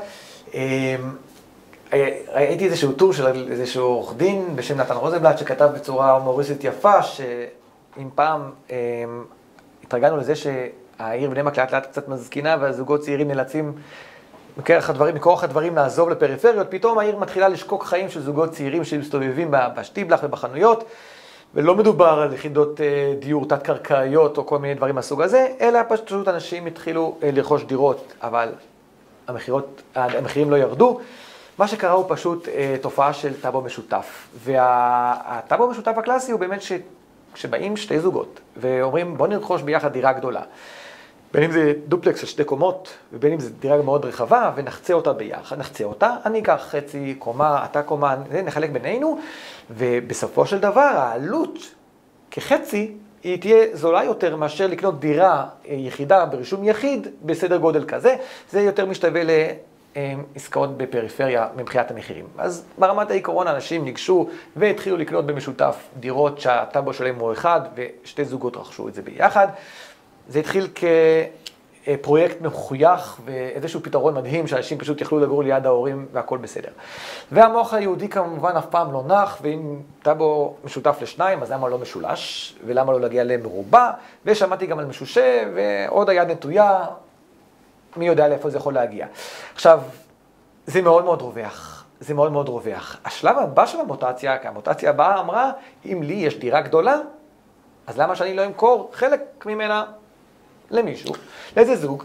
נניח שאני בניתי על הגג איזו יחידת דיור, אני פשוט במקום להשכיר אותה ולרדוף אחרי סוחרים, ואני גם צריך כסף גדול עכשיו, לצורך טוב אולי. או אפילו, סתם יש לך דירה של 5 חדרים, נשאר זוג מבוגר. כן, והוא מוכר חצי מהדירה. אתם קצת מפשטים את הדבר הזה. אתם קצת מפשטים את הדבר הזה. לקחת דירת 6 חדרים ולחלק אותה לשתי דירות 3 חדרים, זה באמת יותר זול, אבל לא זה הסיפור של טאבו משותף. רוב הדירות של טאבו משותף זה כשהוסיפו לדירת האם שטחים לא חוקיים, בין אם באותו מפלס או בין אם בגג, ואז פתאום באים לחלק אותם. אז הסיפור הוא ככה, הוא מתחיל בבנייה לא חוקית ונגמר בטאבו משותף, כי באים שתי זוגות וקונים דירת 6 חדרים ומוצאים את האפשרות ביניהם לחלק את הדירה, אז הם חוסכים כמה מאות אלפי שקל. גם את זה אולי לא כדאי לעשות, אבל הם חוסכים, הם באמת חוסכים. אבל כשלוקחים דירה של 80 מטר ומוסיפים לה 80 מטר, והופכים אותה לשתי דירות של 80 מטר, שחלק ניכר מהדירה הוא לא חוקי, ואי אפשר לרשום את הלא חוקי. אבל מה שאפשר לרשום את החוקי, כן אפשר, זה הרבה יותר מסובך, הרבה יותר קשה למכור. כמעט בלתי אפשרי לקבל משכנתה. אגב, בעיריות אחרות פתרו את הבעיה בצורה מאוד מאוד קלה. בעיריות אחרות, כשאתה הולך למכור דירה, בא השמאי של העירייה לבדוק, ואם יש לך בנייה לא חוקית, אתה לא מקבל אישור, אתה משלם היטל השבחה וכו'. בעיריות שעדיין לא עשו את הדברים האלה, אז יש לך אפשרות גם למכור, בוא נגיד, לפחות ל1 או לפחות ל2. הסיפור הזה הוא סיפור שהוא פותר בעיה לטווח קצר, אבל הוא יוצר בעיות גדולות מאוד לטווח הארוך. מחירה, משכנתאות, הדירות האלה, כמו שאתה אמרת, קונים זוגות צעירים. זוגות צעירים, ברוך השם, אחרי כמה שנים, עם אחוזי הילודה בבני ברק, צריכים להחליף דירה, וטוב שהם צריכים להחליף דירה. ואז פתאום מאוד מאוד קשה להם למכור את החצי, שליש, שמינית דירה שיש להם בטאבו משותף, ולפעמים הם נתקלים בתופעות של סחטנות. מצד החצי השני. עכשיו, לפעמים 2 חברים הלכו ביחד, והחברים האלה מסתדרים מצוין. חבר אחד כבר יצא מהקן, הכניס במקומו אחד פחות חבר, וכשהחבר הראשון רוצה למכור את החצי שלו, הוא צריך להתמודד לא עם השכן שאיתו הוא קנה את הדירה ואיתו היה למד בישיבה ואיתו הוא מסתדר. דברים מסובכים מאוד, אבל עוד הפעם, מה שאמרתי מקודם, ההכרח יוצר את המציאות. זה אני מסכים. ההכרח יוצר את המציאות. זה לא מלכתחילה, זה בדיעבד. אני חושב שאולי גם פה יש, אתה תגיד לי אם זה נכון, פחות בונים דירות של 2 חדרים ו3 חדרים מבעבר. יש מינימום היום. אחד הדברים המוזרים במדינת ישראל, שיש לך היום מינימום דירה, אתה לא יכול לבנות דירה פחות מ-65 מטר. אתה לא יכול. עכשיו נכון, 65 מטר זה מצומצם, אבל בוא נאמר, ולזוג צעיר 65 מטר שמתעתד להביא כמה ילדים, אז זה בטח מצומצם, אבל אנשים מבוגרים. הייתה תופעה פעם בבני ברק, לפחות שאני מכיר אותה מקרוב, של זוגות מבוגרים שבאו מהפריפריה לגור ליד הילדים. והם מכרו דירה בחדרה, גדרה, תל אביב אפילו בדמי מפתח, וכן רצו לקנות דירה קטנה בבני ברק, וזה לא הספיק להם.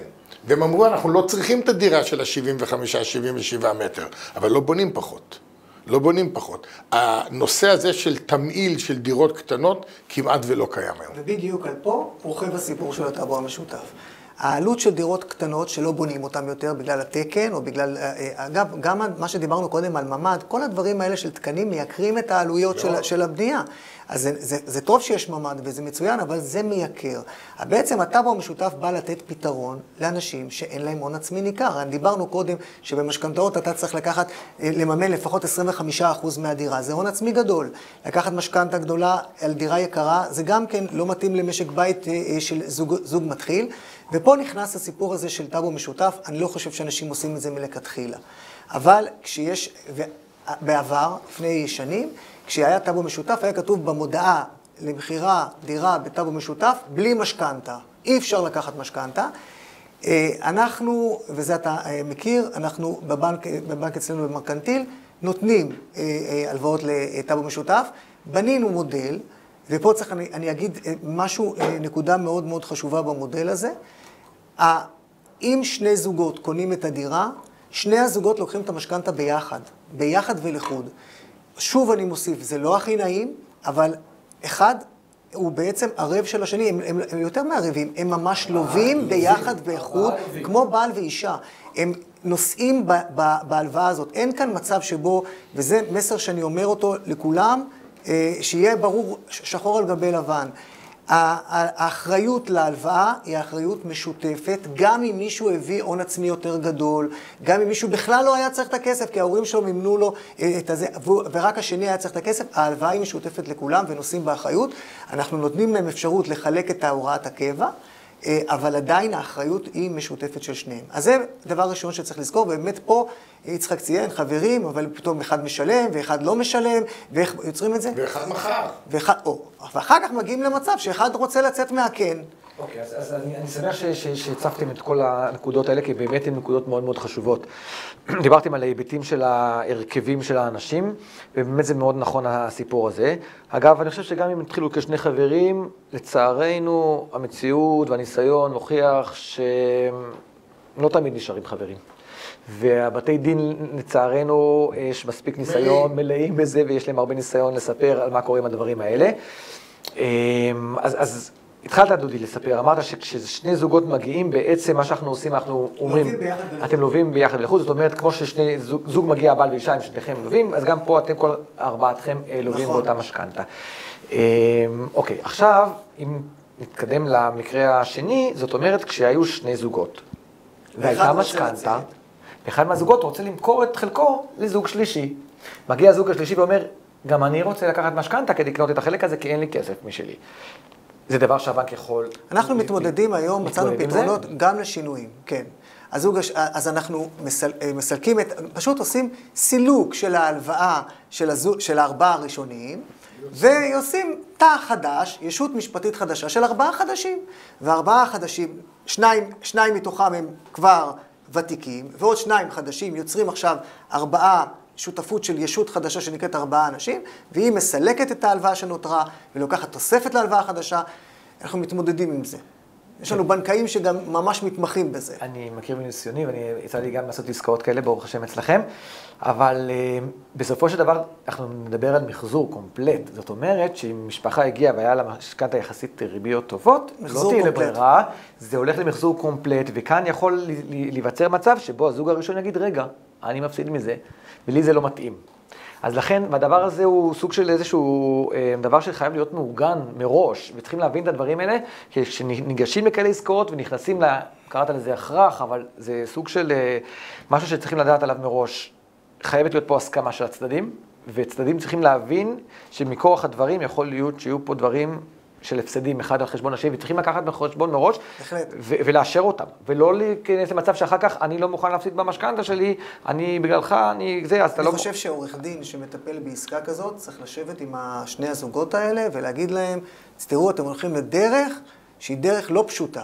ומה שציינת עכשיו, נושא של המימון שהוא צריך להיות משותף, כל הדברים שיצחק ציין קודם, צריך להכיר את זה מראש. מצד שני, יש גם איזשהו דבר טוב. וגם הנושא הרישומי לעתים רבות הוא בעיה. אתה קורא לזה טאבו משותף, יש הרבה אנשים שמגיעים עד הרישום בטאבו ושם נתקעים. נכון, כי יש הרבה פעמים, במיוחד, כמו שאתה הזכרת, שזה טאבו משותף ללא משכנתא, האדם שיש לו דירה גדולה ובנה על הגג, ורוצה למכור את מה שהוא בנה על הגג, הוא לא מוכן שמישהו יירשם לו... ואם הוא לא יכול לקבל יחידה נפרדת, ואם הוא רושם בתוך הטאבו, אז זאת אומרת שהוא שותף גם בקומה למטה, והרבה דברים כאלה נתקעים בשלב הרישום. לתקן תסריטי בית משותף כדי לעשות רישומים של טאבו משותף, זה דבר לא קל בעליל, וצריך אישור של העירייה. כן, והעירייה לא תמיד נותנת את האישור הזה כמובן. אז אוקיי, אז מבחינה הזאת זה מורכב, ולכן נוצר מצב שבו אנשים אמרו, אוקיי, אני לא יכול לקחת משכנתא על הדירה שאני אקנה בטאבו משותף, ואז נוצרה איזושהי תופעה שאנשים אמרו, אז אני ארשום ברשם המשכונות משהו. נכון. האם רשם המשכונות הזה, יש לזה איזשהו תוקף, איזה משהו עם שיניים? זה משהו שאפשר להשתמש בו במקרה שחלילה נוצרת פה איזשהו מצב ש... זה מעבר לבנק. יש לרשם משכונות תוקף מסוים, זה משכון זכויות חוזיות שהם עשו ביניהם. אבל שוב, הבעיה ברישום, במקרקעין הרישום של טאבו הוא הקובע, לא הרישום של המשכונים כשמדובר בבעלויות. ולכן זה לא ייתן לו ערך כספי, זה יכול לעזור במשהו, לחזק את ההסכם שהיה ביניהם איזשהו, כמו עד כזה. לאכוף את זה מאוד קשה. כן. אני, מה שנקרא, עשיתי לנושא איזשהו סוג של השלמה קטנה. קודם כל, יש לזה עוד היבטים שאנחנו לא ניכנס אליהם, זה היבטים של נושא של תשתיות, שלפעמים לא מתאימות לבניין שהיה לו... כל הדירות המחולקות וההשכרות של הדירות המחולקות רוכבות על אותה בעיה שאתה מתאר עכשיו. יש את אותו בעיה, יש בעיה עם שעוני מים, ובעיה עם שעוני חשמל. בתי ספר? בתי ספר זה כבר בשלב השני. אבל נדבר בעיות, ביום-יום יש בעיות. ביוב? ביום-יום, ביוב. והנושא הנוסף, כמו שאתה הזכרת, שהם הופכים להיות שותפים בהלוואה, ואם חלילה וחס חוזרת משכנתא, זה נרשם על כולם. זאת אומרת, בדוח נתוני האשראי בבנק ישראל, כולם יקבלו הערה, חזרה משכנתא. אפילו שאני כזוג שמתי את חלקי בהוראת קבע לאותו משכנתא, ומה אני אשם במה שהוא עשה, אבל ב-BDI שלי אני יכול לחטוף, כי הזוג הזה המסכן לא מרעה, לא מרוע, אבל... ב-BDI, אגב, אנחנו מדברים בבני ברק, זה באמת אחד מהדברים שצריך להעלות אותו יותר ויותר לתודעה. כל דבר כזה של החזר משכנתא, גם אם אתה לא אשם, אנחנו נתקלים במקרים שבהם אבא פתח חשבון על שם של הילדה, כי היה לו איזושהי בעיה או שהוא רצה, ופתאום אתה מגלה בחורה בת 20, עם בעיות של בן אדם, של בעל עסק בן 40, שאתה לא מבין מאיפה זה בא. או הפוך. או הפוך. כן, כן, לחלוטין. אז כל הדברים צריך לקחת אותם בחשבון ולהתייעץ עם עורכי דין מתמחים ואנשי מקצוע, וככלל צריך לדעת שהנושא הזה הוא סיכון וסיכוי, כמו כל דבר. אז אם כבר התחלנו לדבר על זה, בואו נתקדם רגע לנושא שנקרא קצת השקעות בנדל"ן. הציבור החרדי, ברוך השם, הוא ציבור שגדל וילדים, וברוך השם צריך את היכולת הכלכלית. החתונות היום הן לא זולות, צריך להתארגן מראש, כמובן חכם עיניו בראשו, וברוך השם גם יש מודעות גדולה הרבה יותר כיום להתארגן עם אילו השקעות או אפיקים של חיסכון נכון, בכדי להגיע לחתונות בצורה יותר מאורגנת, עם הון עצמי ראשוני נכון, ולא להגיע מה שנקרא ברגע האחרון עם שוקת שבורה ובלי שקל בכיס. אז הרבה אנשים באמת שמים את הפנים שלהם לכיוון של השקעות נדל"ן מסוימות. יש הרבה אופציות, הרבה הזדמנויות, הרבה אפיקים. יש הרבה אופציות, אין הרבה הזדמנויות. הרבה אופציות. אוקיי, תודה על התיקון. אז אני רוצה להפנות אליך את השאלה הזאת, ואני אציג אותה בצורה כזאת. גם כאשר אנשים רוצים לעשות משהו, לעתים הם נתקלים בשתי מגבלות מסוימות. אחת זה מגבלת הסכום. לא לכולם יש סכומים מאוד גבוהים של מיליונים ללכת ולהתחיל להשקיע. ומעבר לזה, הרבה פעמים אנשים מגיעים במגבלת זמן. הם מגיעים עם הורים, אין לי עוד הרבה זמן עד לחתונות של הילדים, נניח 5 שנים, 8 שנים, לפעמים זה גם קצת פחות, 10 שנים נניח, אז כיזם, כאיש נדל"ן, מה אתה יכול להגיד לי? השקעה בנדל"ן היא השקעה הכי בטוחה לאורך זמן. מדינת ישראל ב-77 שנה שהיא חיה וקיימת, אבל גם מעבר למדינת ישראל, אנחנו יודעים שהשקעה בנדל"ן זה השקעה הכי טובה. אבל אנחנו צריכים להשקיע בנדל"ן. אז אם בא אליי בן אדם ואומר לי שיש לו כמה מאות אלפי שקל, וזו דירה שנייה שלו, והוא יכול לקנות דירה בפריפריה ולקחת משכנתה, מתוך תקווה שהמשכנתה תכסה לו את החלק הגדול, את הסחירות, תשלם לו את החלק הגדול של המשכנתה. ואם 3 חודשים הסוחר מאיזושהי סיבה לא ישלם לו, אז יש לו אמצעים איך לשלם את המשכנתה באותם 3 חודשים.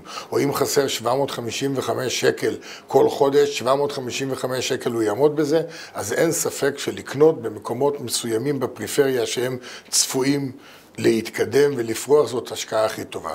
כל ההשקעות, ואני אומר לך כל ההשקעות, לא רוב ההשקעות, כל ההשקעות שהן חלומות שנעשות בארצות הברית ובחול, אנשים באחוזים ניכרים, וכשאני אומר לך אחוזים ניכרים, ב-90% לא זוכים להיפגש עם הכסף הקטן שלהם בחזרה. אנשים שמשקיעים $75,000, $90,000, $100,000.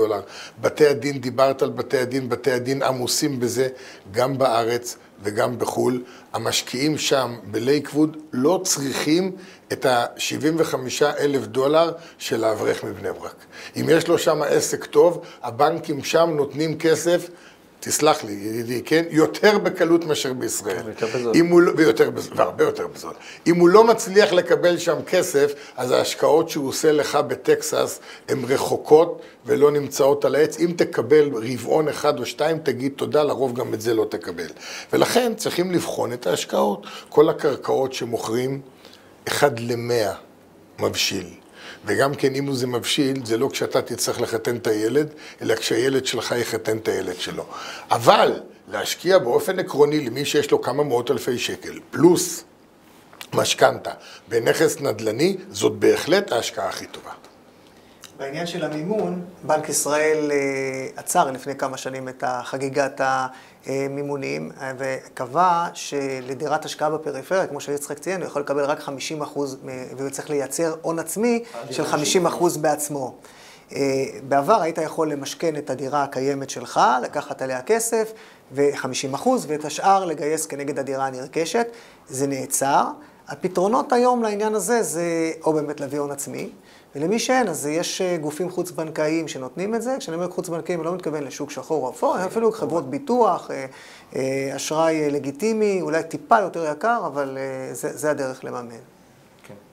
אוקיי, אז אם אני מתקדם עם הגישה הזאת, שהיא בהחלט אמיתית, אנחנו בעצם, כשאנחנו רוכשים דירה להשקעה, אז אנחנו בעצם בונים על 2 סוגים של תשואות. תשואה ראשונה בעצם זה התשואה ההונית, שהמחיר של הדירה יעלה, ואז ההשקעה הניבה לי רווח, ויש גם את התשואה הפירותית, שזה הסחירויות שגם הן אמורות לשלם לי את המשכנתה שלי. אז אני רוצה לשאול אותך, אנחנו נמצאים היום באיזשהו רף מחירי דירות לא נמוך, זאת אומרת, מי היה מאמין שדירות בבני ברק יעלו מיליונים רבים ברמה של 9 מיליון לדירה, זה סכומים של לוטו, זה סכומים מטורפים. מי היה מאמין שאנחנו נגיע? 9 מיליון לדירה בבני ברק? אתה מדבר על פנטאוזים, על דירות כן, יוקרה, גם בבני ברק, או קוטג', גם בבני ברק יש חתך שיכול לשלם 9 וגם 19 מיליון שקל. אבל כמה דירות כאלה יש בבני ברק? אין בעיה. המחירים של בני ברק היום הם זולים יחסית לגוש דן. אני רוצה להתקדם לשאלה, אני רוצה לשאול, האם אתה עוד צופה כשם שראינו עליית מחירי דירות כל השנים, אנחנו נמשיך באותו סדר גודל של עליות כל הזמן, המחירים יעלו, 1. 2, גם לגבי השכירויות, בסופו של דבר היום לשכור דירה זה אלפים רבים, ואם אנחנו מסתכלים ביחס למשכורת הממוצעת שאמורה לשלם שכירות של דירה, כשאין לבן אדם דירה משלו לגור בה, והוא צריך לשלם את זה מכיסו, מההכנסות שלו, השכירויות מתחילות להיות בשכירויות מאוד מאוד גבוהות, ואנשים מתחילים להיות עם זה עם קושי. אין איזשהו חשש שמחירים או ירדו, או גם אם לא ירדו, לפחות יתמתנו בעלייה שלהם ויפסיקו לעלות, וכנ"ל לגבי השכירות. האם השכירויות תפסיקו זה, או אולי אפילו מתישהו יתחילו לרדת? תראה.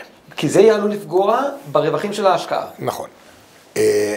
אנחנו יודעים שיש שוק, כשיבנו יותר ממה שצריך, אז המחירים יהיו נמוכים. כשיבנו פחות ממה שצריך, המחירים יהיו גבוהים. מדינת ישראל היא מדינה שהשוק שלה הוא מורכב מאחוזים מסוימים מאנשים שבאים מבחוץ מעבר לצריכה העצמית. אין את זה כמעט באף מדינה בעולם. אין באף מדינה בעולם שבאים אנשים מבחוץ לקנות בדירות. פעם היה בשוויץ, היום גם בשוויץ לא. מדינת ישראל יש ערים מסוימות שאתה מזהה בהן רכישות מסיביות מארצות הברית. יש לי אח בלונדון שאמר לי יום אחד, היום קנה היהודי האחרון בבית כנסת שלי דירה בישראל. זה דבר כמעט ללא אח ורע. אני לא מדבר על הנהירה מצרפת. אני חושב שגלי האנטישמיות בעולם, מי שמכיר את העולם היהודי היום, מי שמכיר היום את העולם היהודי, זה מחייב כל אדם ששכל וקודקודו, והוא גר היום באירופה, לקנות דירה בישראל לעת מצוא. זה דבר זה קונים מעבר למאגר שלא יכולים לתת לשוק הדירות בישראל לרדת. אם שוק הדירות בישראל היה חי מהצריכה העצמית, אז יכול להיות שאתה צודק. הממשלה תשחרר קרקעות, במקום ה-60,000 דירות שצריך בשנה יבנו 80,000 יחידות דיור, והמחירים ירדו. כשיש תמיד זליגה החוצה, והזליגה לקוני חוץ, והזליגה לקוני חוץ זה בדרך כלל הקונים היקרים יותר, הדירות היקרות יותר, באזורי הצריכה הטובים יותר. מה התוצאה? התוצאה שאם יכלת פעם לקנות בפריפריה דירות ב-800-900 מיליון שקל, גם הפריפריה התייקרה. ואם הפריפריה מתייקרת, אז המרכז מתייקר. מה ההבדל היום בין דירה, אוהבים לדבר על בני ברק בבני ברק, לדירה ביתר, לדירה בבית שמש? כבר לא הבדל גדול. מבחינת מחיר כבר לא הבדל גדול, ועדיין יש אנשים שמעדיפים לגור בבני ברק בגלל העבודה בדרך כלל, או בגלל החברה, או בגלל האדמו"ר, או בגלל המשפחה, מעדיפים לגור בבני ברק וישלמו את ה-X אחוזים יותר. לכן מי שחושב וצופה ירידת מחירים, תירגע, אולי יהיה איזה תקופות קצרות, כמו היום, מלחמה, ירידה של 5-6%. עכשיו זה לא סוד שהרבה קבלנים מיתנו את הפעילות שלהם. בונים יותר לאט, לא מתחילים פרויקטים חדשים, יש בעיה במכרזים. שזה גם משליך. וזה גם כן ישליך. בטווח הקצר, נכון, בטווח הקצר יש ירידה. בטווח הארוך במדינת ישראל לא חווינו ירידות מחירים מסיביות כמו שיש באירופה. אבל באירופה זה נובע, אתה יודע למה זה נובע באירופה? כשהילודה קטנה יותר, הדירות, עם כל הכבוד, לא נהרסות, שם אין טילים, ויש קצת בנייה חדשה, ויש לפעמים עודף ביחידות דיור. מה שקרה ב10 שנים האחרונות באירופה זה שהפליטים, במדינות שבהם הגיעו פליטים, אז הפליטים מילאו כל דירה פנויה והמחירים עלו. עכשיו שהם קיבלו קצת שכל ועוצרים את גלי הפליטים, כגון בגרמניה, כגון במדינות אחרות שם באזור הולנד, אנגליה וצרפת עוד לא, אז באמת חווים שם ירידת מחירים, אבל מאחר והילודה שם נמוכה, ונוצרות דירות שעומדות ריקות. במדינת ישראל אין חשש שדירות יעמדו ריקות. אז המחירים ימשיכו לעלות לפי מה שאתה אומר. אני לא בטוח שהמחירים ימשיכו לעלות, ואני לא בטוח שהמחירים ימשיכו לעלות בצורה מטורפת שהייתה עד היום, מכיוון שבאמת בכמה שנים האחרונות יש הבנה חדשה במשרד השיכון, ושחררו מאות אלפי יחידות דיור. מה שעשו ב4-5 שנים האחרונות זה דבר שלא נעשה פה בעשרות שנים, השתחררו עשרות אלפי יחידות דיור, לא בתל אביב. תל אביב אין גם איפה, אבל בעכו, בנתניה, בקריית גת, בקריית מלאכי, וזה השפיע על השוק. אבל השוק בולע הכל. השוק בולע הכל. לאט לאט, אבל בולע את הכל. בסופו של דבר זה כן השקעה נכונה. בסופו של דבר, השקעה בנדל"ן היא ההשקעה הכי בטוחה. ציינת את הנושא של עלות הדירה כפקטור לבלימה של רכישה. זה קיים, נכון שיצחק ציין שבאים אנשים מחוץ לארץ, והם בעצם סוג של משתלטים על הדירות שאנשים אחרים שבישראל, זה נקרא ג'נטריפיקציה. אתה לא יכול, אנשים שפה לא יכולים להגיע לכספים שמגיעים מחוץ לארץ, יש שכונות שלמות שאתה רואה שכל דירה שמוצאת למחירה נמכרת, ולא משנה אם יש, רוב האנשים המקומיים לא יכולים. אגב, בחוץ לארץ, באתונה, בקפריסין, היום התושבים שם, מתרעמים על הישראלים שקונים שם, כי הם משלמים יותר מאשר הם עצמם בקפריסין, הקפריסאים יכולים לשלם. אז תופעה כזאת היא קיימת גם כאן, כשבאים אנשים מבחוץ, או למשל הייטקיסטים שקונים דירות במחירים שרוב העם לא יהיה מסוגל לקנות. באיזשהו שלב עדיין יש אבל דירות שהעם רוצה לקנות אותם, ולא הייטקיסטים ולא תושבי חוץ, ושם יש מגבלה. שם אדם שלא יוכל לקבל הלוואות משכנתא ורוצה לקנות, הוא לא יוכל לקבל הלוואות משכנתא כי היכולת החזר שלו היא בסיסית. הוא לא יוכל לשלם גם אם הוא מאוד רוצה לגור, ואז יהיה מספיק אנשים שלא יכולים לשלם, אז המחירים שם כן יתמתנו, ואנחנו רואים באמת הבדלים בין פריפריה למקומות כאלה שבהם יש אנשים מבחוץ או הייטקיסטים. אוקיי. דבר נוסף שיש בתחום הזה זה הנושא של הפינוי-בינוי, תמ"אות 38, 38-1. לאחרונה יצא לי ללוות גם יזמים קטנים כאלה, שהבינו שאפשר לעשות מהבניין שלהם איזשהו סוג של משהו יפה. זאת אומרת, הבניין יעבור את התמ"א והשכנים יקבלו את התוספות שלהם, חיזוקים ודירות על הגג. אז במקום להזמין קבלן עם ניסיון, הם החליטו שהם יהיו היזמים ויעשו את זה בכוחות עצמם, יזמינו קבלן לבנייה עצמה, אבל הם היזמים. כשמגיע כזה סיפור לבנק, הבנק יודע לשתף פעולה, לתת ליווי לפרויקט כזה, הבנק אוהב כאלה מקרים. שאלת קודם על יועצי משכנתאות שאני מעדיף. אני גם מעדיף מישהו שכבר בנה, ושיש לו ניסיון, ושיתמודד עם להוציא היתר, ושיתמודד ומסר דירות.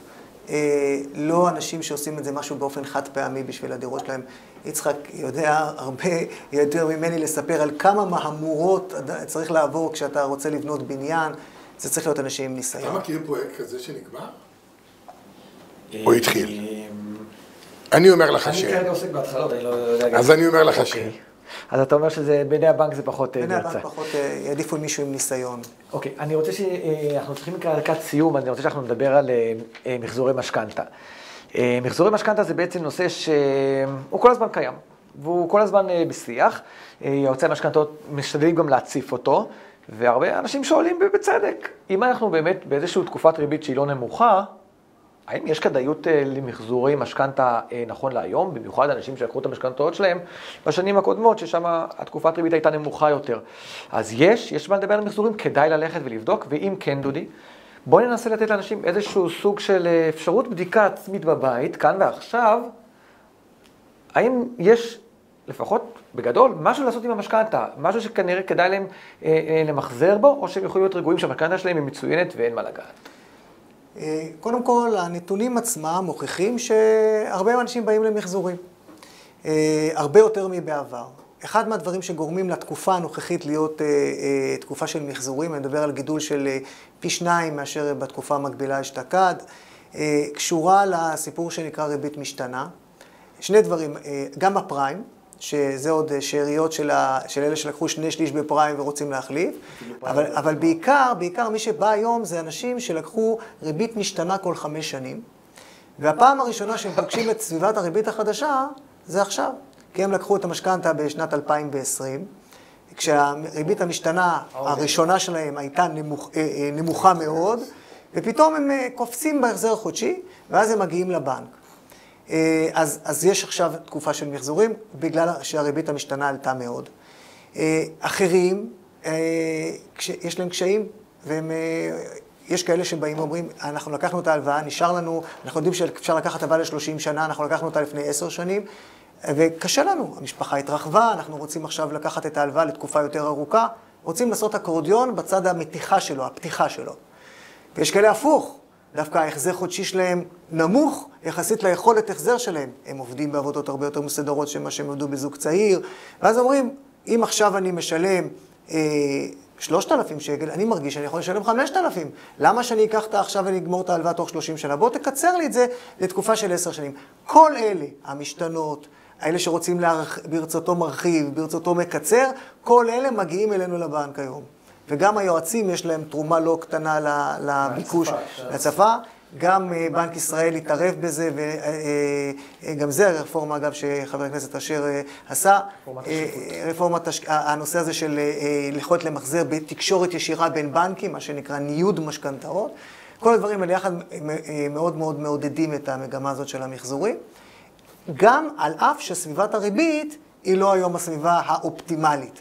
אבל אם הייתה סביבת ריבית יותר אפילו נמוכה מעכשיו, אני מניח שזה היה אפילו יותר ויותר ביקושים של מחזור. זאת אומרת, אפילו אם אנחנו מצפים שבעזרת השם הריבית תרד בטווח של שנה, שנתיים, 3, מי יודע, עדיין כדאי לבוא היום ולבדוק את המשכנתה למחזור. במיוחד לאלה שעלה להם הריבית מאוד, או במיוחד לאלה שהם רוצים לשנות משהו בקיצור או בהערכה. למשל, אדם שבאמת לקח באזור שנות ה-2020 ויש לו משתנה כל 5, אז כדאי לו לבדוק. כדאי לו לבדוק. מי שלקח בזמנו 2/3 פריים, בדרך כלל לקח אותו במרווחים גבוהים, זאת אומרת, הריבית הייתה גבוהה, והוא משלם לכאורה כסף סתם, הוא יכול להוזיל בצורה משמעותית, אז זה גם אפשרות שנייה.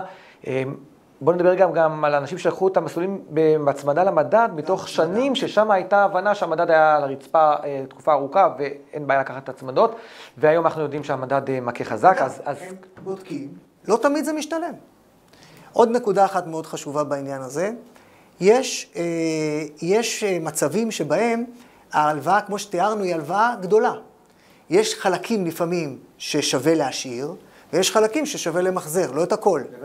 ואז גם פה צריך לדעת שגם פה אפשר, לפעמים אתה מקבל את ההצעה מהבנק שלך, שאומר לך, תראה, את זה לא כדאי לך למחזר, ואת זה כדאי לך למחזר, ואתה לא בודק את החלק שאתה ממחזר, האם אתה יכול להשוות אותו כמו שאתה עושה עכשיו משכנתא חדשה או לא? התשובה, כן. גם את החלקים שאתה ממחזר, על אף שחלק מסוים נשאר בבנק המקורי, אתה יכול למחזר רק את החלקים האלה, לא באותו בנק שבו אתה מנהל את המשכנתא שלך, אלא גם בבנקים אחרים, שמוכנים להסתפק בדרגה שנייה ולשעבד את זה, ואנחנו בנק הזה במרקנטיל שמוכנים להיות בדרגה שנייה ולמחזר את החלקים מתוך ההלוואה. אז בסיכום בדברים שלך, אני מבין שההמלצה היא, בואו לבדוק את המשכנתא. טוב, אני חייב באמת להגיד לכם תודה רבה על הערב הנפלא הזה, כל כך הרבה מידע מקצועי שהיה לנו פה. אני חושב שאם יש איזשהו משהו שאני רואה אותו כמשותף, הוא הנושא שבאמת השליחות לעזור למשפחות לרכוש בית ולהגיע לבית.